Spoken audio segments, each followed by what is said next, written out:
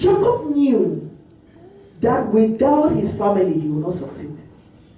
Jacob knew that without setting his household in order, he cannot even really worship this God. Do you know that worshiping God as a family is so important, and the enemy knows, and that's why he fights sometimes for the whole family, either the children or the wife or the husband is dancing most of the time. Sometimes he attacks the children that they will not worship God. But Jacob knew. He knew it from Abraham. The Bible talks about Abraham in Genesis chapter 18 verse 19. We're going to read that place. But I want to say that Jacob decided to order his house in the steps of the Lord. Hallelujah. Fathers and mothers. When the Lord calls you to be a child of God, you have to order. If you don't order your house in the step of the Lord, it will be a friction to you. If you don't seek the Lord and say, Lord, please let me and my household, will be you will meet obstacles. Let us just look at that Genesis chapter 18 and see what Abraham did. Jacob surely was following the footsteps, because the Lord said, go up. The Lord did not say, take your family, but he knew he was going with his family, so something had to be done. Chapter 18 verse 19.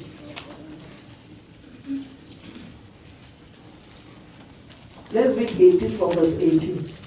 Abraham will surely become a great and powerful nation, and all nations on earth will be blessed through him. For I have chosen him so that he will direct his children and his household after him to keep the way of the Lord by doing what is right and just, so that the Lord will bring about for Abraham what he has promised.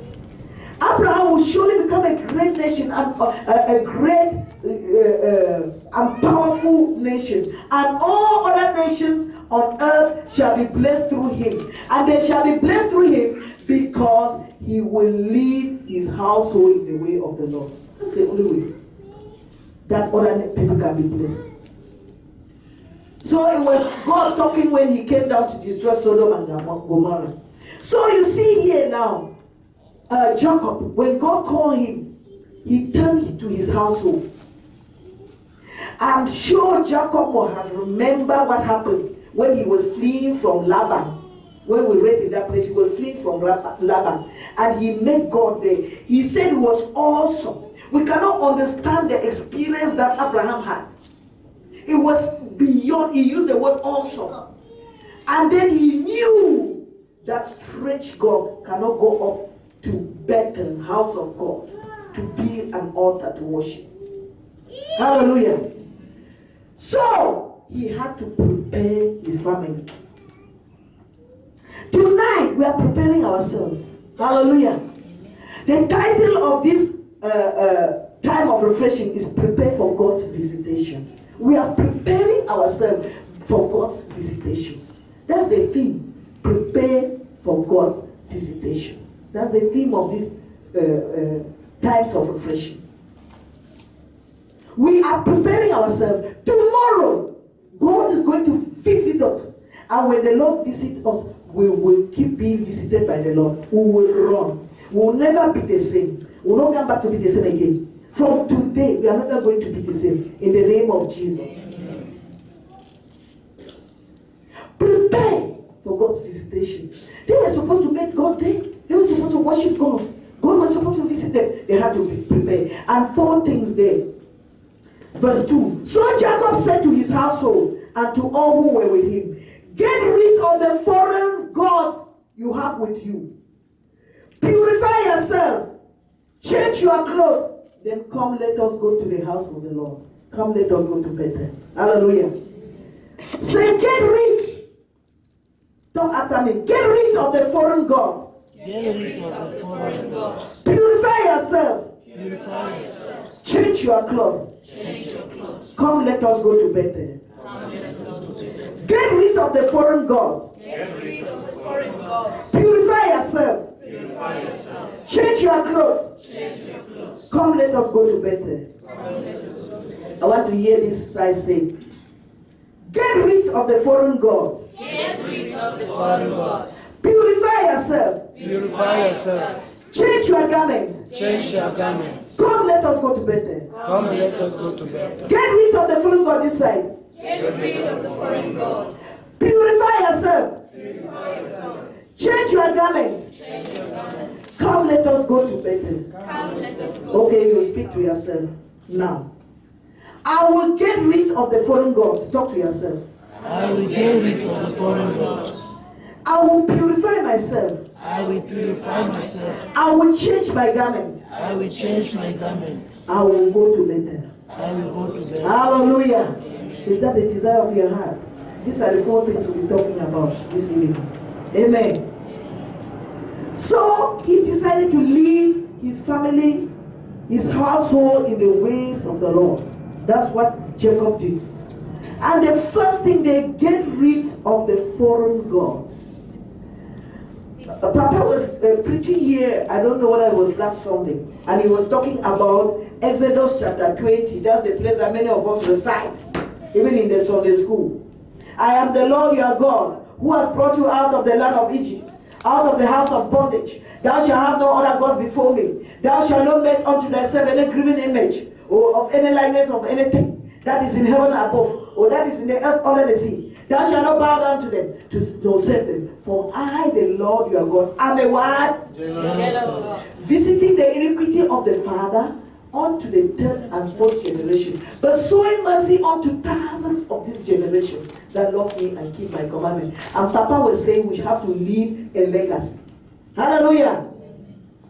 The best legacy you can leave for your people and children or your generation, when we talk about children, biological, non-biological, those under your house, is a spiritual legacy. And we see Abraham here. When he ordered his household, the Bible says, everyone said, so Jacob said to his household and all who were with him. That means his wife, his children, his servants. They used to have lots of servants in those days. Foreigners sometimes come and live with them. The whole house was supposed to get rid of the foreign gods. They were supposed to purify themselves. They were supposed to change their garment. They were supposed to go up to Bethel. Hallelujah. The whole house. What is this teaching us? We live in the house. We live with our children. We live with our relative. Sometimes other people, we are not even related. Sometimes people of God, we live together. How do you lead your household? I remember here during our teaching, we said that the biggest assignment that God gave to the men, to the male figure, was to do what? Leadership. Amen. Leader, you lead your family in the fear of the Lord. If a child don't see the father pray, no matter I say pray. If the father don't get up and say, let's have an altar, family altar. You have to lead starting with spiritual thing. Sometimes our fathers, when I was growing up, our fathers, they grew up in the church, then they went their own way. Hey, these children, you don't go to church. You are pagans. What should I say I go to church? You know when we prayed in our house, when there was somebody going to school, some serious thing, that's when we have prayer in the house. We were not having family altars. We were not praying like a regular thing. Thank God before my father died, he was born again, but we were not praying like that. How do you expect the children to see the light when you didn't portray it? Because you have to be the example. Do you pray with your children, family of God? Men and women, we sisters and men included, especially the men, lead your family. Hallelujah. Even those under you, to an extent, you have a certain authority. That's why the Bible says in the book of 1 Timothy chapter 3, that if a man cannot rule his house, cannot rule the church of God. That's one of the qualifications of a leader in the church. If you can't lead your house, how can you come and lead the church of God? Hallelujah. So that's the first thing. But then, in leading his house, Jacob said, get rid of the foreign god. And the foreign gods in those days, they were mostly carving things, and they were making shrines. They were making something they say Asherah pose. It was a female goddess that they worship. And these Israelites, where did they see them? From the nations where they lived. But God has always been their God, but they always go backslide. The church of God keep backsliding even today, going back to foreign gods. The foreign gods that worship today may not be the foreign gods that they worship. Many of us here don't, how many of us have something that we go and bow before in our houses? None. I think zero. Hallelujah. So if we want to talk about foreign God now, do you say we don't have foreign gods? Do we not have? We do. We have our own modern foreign gods. That's statue, idols. Idols. We have our own idols. A foreign god is an idol. In their time, they will always leave Yahweh. Even when God removed them from Egypt and did signs and wonders to Pharaohs and moved them and provided manna, provided streams in the desert, provided quails or meat.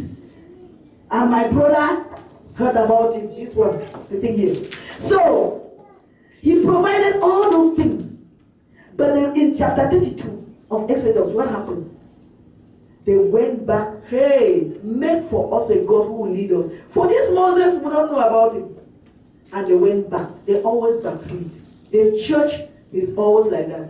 When I talk about the church, I'm not meaning this for we are few of us. We are just representing part of the church. We keep backsliding, and God keeps beating us come back. We keep backsliding, and that's why God keeps saying, if you look again ahead, somewhere you will see that this matter of stripping the earrings. They say some of them were charms and all the like that they put on their body. Keep occurring means they keep removing and keep putting back. And it keep occurring. They keep going back. So get rid. What are our foreign gods today? What are our idols today? Before we look at our idols today, let's first look at what is an idol. An idol is anything or any person that consumes you. Your thoughts, your action, or resources. And as idol is anything that captures